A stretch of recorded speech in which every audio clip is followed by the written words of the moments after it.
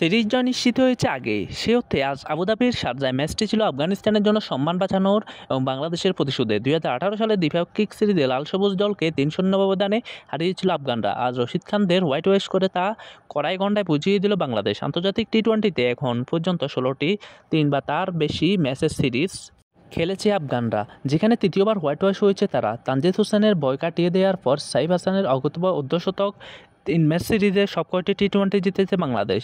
সিরিজের প্রথম ম্যাচে 4 উইকেট, দ্বিতীয় ম্যাচে 2 উইকেট জয়ের পর আজ আফগানদের বিপক্ষে লাল সবুজ দলের জয় 12 বল হাতে রেখে 6 উইকেটে। দিন আফগানদের 144 রানের লক্ষ্যে নেমে প্রথম ওভারে বেশ সাবধানী ছিল বাংলাদেশ। ইনিংসের প্রথম ওভারে মুজিবুর রহমানের মেডেন তার জ্বলন্ত প্রমাণ।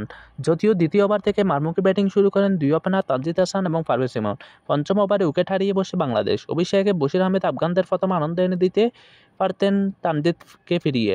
মিড অনে ক্যাচ তুলেছিলেন তানজিদ। রশিদ খান ডাইভ দিয়ে এক হাতে ক্যাচটি নিয়েছিলেন, কিন্তু মুঠোবন্দি করতে পারেননি।